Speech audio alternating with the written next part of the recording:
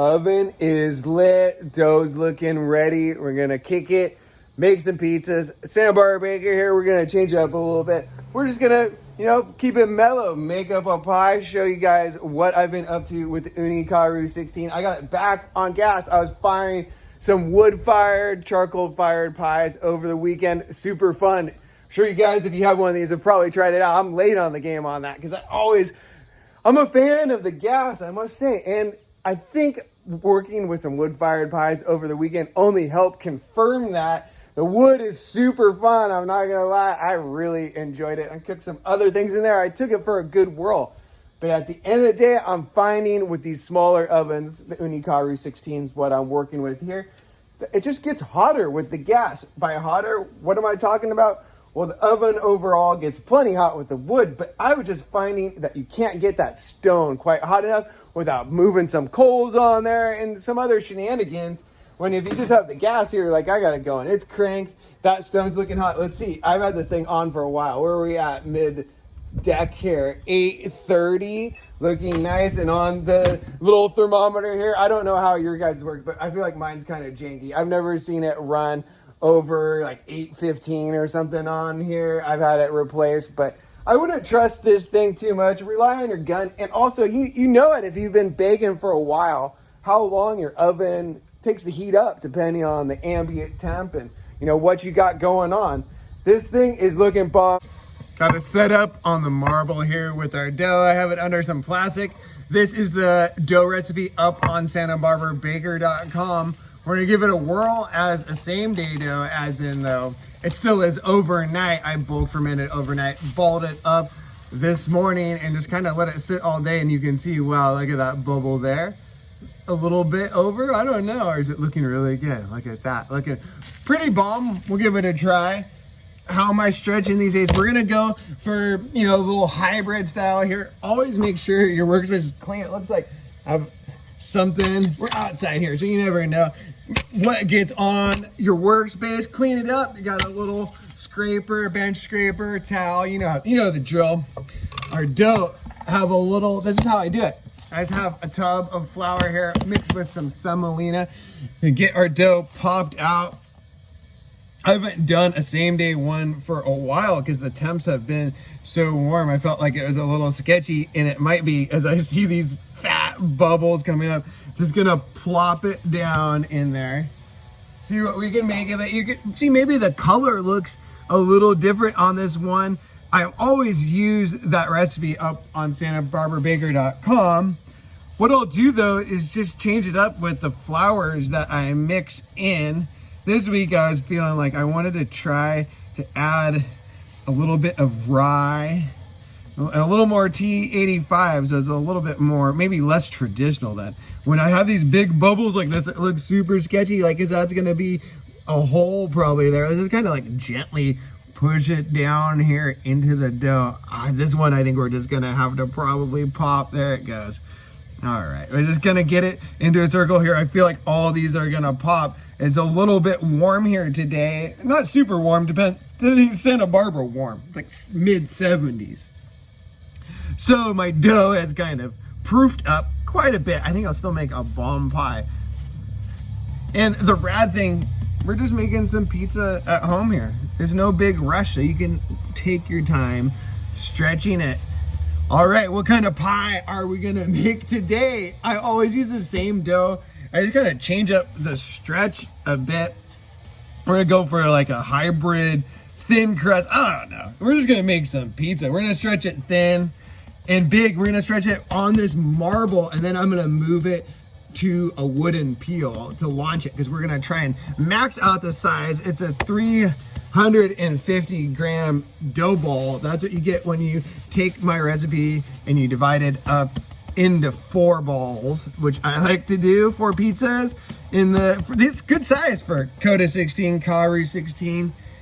You can see though, I'm keeping track of the bottom and the top. That's the bottom there. It was the bottom when it was in our bowl. And I'm gonna just make sure I don't get any flour, or the least amount of flour on that. Nobody likes too much flour on the top of their pizza. I'm always wanting to learn more. Look at that, looking really bomb. I'm gonna see how this bakes up as a same day dough.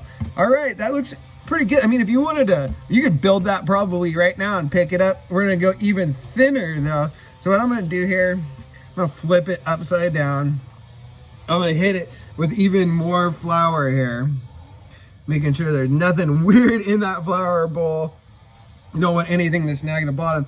Hitting it with a lot of flour right now, but we're gonna kind of shake it off. We'll flip it back over here. We're just kind of stretch it in this flour. Here, kind of pushing it down.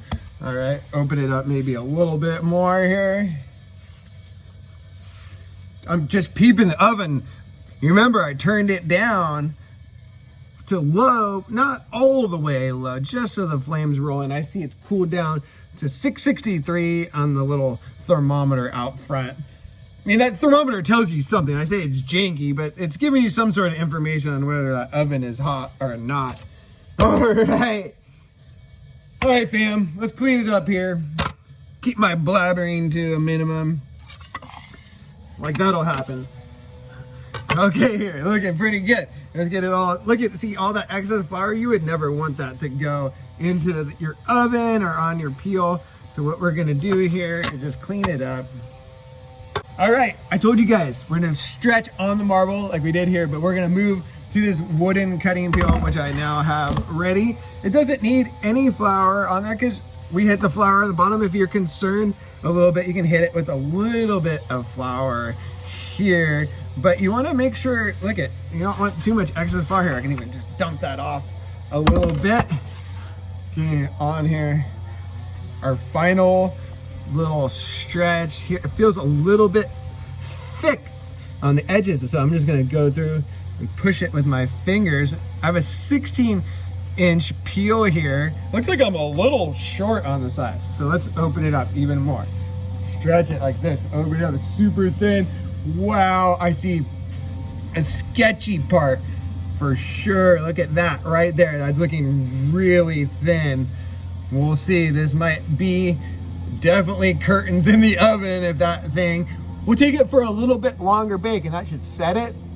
Maybe it won't rip on the turn. Give this thing a shake, make sure it's not stuck before we start topping it. That looks pretty good. All right, if you've been seeing my Insta lately, some people have been completely shook by me spreading the sauce with my hands. And if you've been paying attention, you know that I didn't just like think that up randomly or something. That is actually a technique that places use, legit I'm talking about. I think Sally's back east and New Haven style does it. I mean, if it's good enough for these world-class pizzerias, I want to give it a try. They were calling it like the rivers of sauce. Why do I like it? Why am I trying again today? Well, I feel like you can really cover the pizza really well and really gently at the same time. So you save, you don't puncture or push out any more of that fermentation. Maybe that's it. Or you can just get a nice little coverage up here all the way to the edge without spilling any. It's kind of fun. Just a different way to do it. The downfall, of course, is you got messy hands. Clean hands, we're good now. We're gonna move on to a little oregano. Gonna hit it down here. My tomato sauce is really basic. It's just finding the best quality tomatoes and whirling them up. The recipe's on the website if you want to check it out. Looks pretty good. The heady dried oregano. Let's do a little basil now too. We'll do a little basil underneath the cheese. We're just going for a basic cheese pizza. We're taking the sauce all the way up to the crust for a change here. The hand sauce, literally with the hand. This is looking pretty good cheese wise. Keeping it classic again. I don't want to call it New York style or anything like that, but maybe we'll get some vibes of that. Have some shredded mozz. I shred it myself. Never used that swag bag. Pre-shred. This is whole milk mozzarella. This particular one comes from Trader Joe's. Pretty good source to get it. I like little blocks there they have. I shred it, slice it, all of the above. Get a nice little coverage here. Looking pretty good. I also have a couple ounces of fresh mozz I'm gonna hit it with. Maybe this is looking good. I don't want to go too cheesy here. but just enough. That's what we're always looking for, right? Okay, that looks pretty good. And then my little bit of fresh mozz here. A little variety. Oh yeah, I do have some parm too. I think we'll hit it with that at the end, along with the bonus basil. Some people trip out when you see putting the basil in the oven. Turns out that is the OG way. All right, this is looking pretty good to me. Maybe verging on too much cheese. We want good coverage though, because it'll keep the dough from puffing up too much in the center. Oven has had some time to temper now. Our pizza's built 610. Let's get a reading on the center deck here. 780, so pretty hot. We're into it. Let's get this pizza loaded up. All right.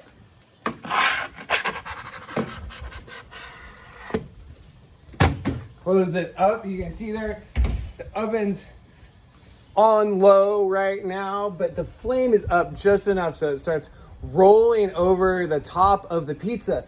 That way, oh, look at, we already have, like I was talking when I was stretching, you want to make sure you have really good coverage of sauce and cheese on your pizza, or you get bubbles like that. Totally a bit sketch. When we start turning it, it might give us some problems, which I'm going to start thinking about, because it looks like we got some colors changing back there. All the things that are like making me think it might be time. You see the cheese melting up here? Let's give a little look in here. See if we can pop it up a little bit. We can temper our turning peel here to make sure it's not too cold to touch the dough. Bring it up. You know what, that little bubble will let it sit maybe one more minute. Look at how much the temp dropped just from opening that up. 588 on our little front thermometer. Okay, I think I gotta give this thing a turn. I don't want it to burn back there. I want to clear it underneath here. Hopefully you don't rip. You can just see like that. See how slowly? All right, look at this thing. Pretty dang so far. Maybe a little bit dark. Oh, and it ripped. It looks like it ripped. Giant hole. Bummer. Let's turn it all the way down here, see if we can salvage it. What a bummer on the rip. I knew that big bubble looked potentially sketchy. See if we can salvage it. What happens here? That looked like a fatty one. So what I did now, here, we'll see if this will work, is I turned it all the way down. That'll give us some more time. Maybe it'll set a little bit in there, but I don't know. That bubble looked huge. So I think this thing might be curtains. We'll see what happens. We're all hanging out here. We're having a pizza. Let's see if we can give this thing a turn with the rip. Maybe salvage our day. Whoa, the bottom's looking dark. That stone was hotter than I thought. Wow, what a mess. All right, we're looking okay. With giant hole in the center. We're just gonna finish this thing up now. What a disaster. Man, that's how it goes sometimes. They can't all be winners. I rip them too. Probably more often than I should. It was a little thin there on that spot. A little big bubble. Maybe a bit over fermented. We'll see. We'll see how it tastes though. Let's check the bottom. I think this thing is done with that giant rip. We'll get it out of here. Hopefully salvage something else that's stuck on there. Wow, what a mess. Look at that. But the bottom, look at this thing. The giant hole in there. Man, total disaster. Well, let's see.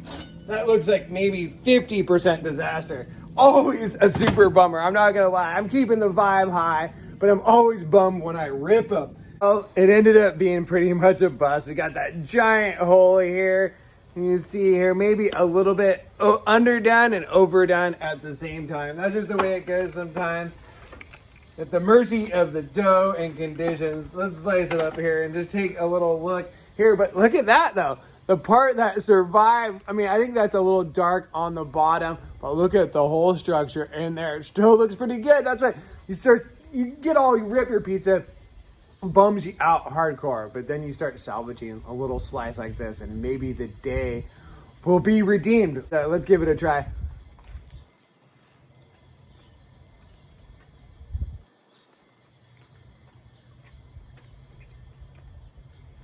The flavor overall on this one is really bomb. I actually don't think it tastes too dark on there at all. Nice and crispy on the bite, really moist on the inside there.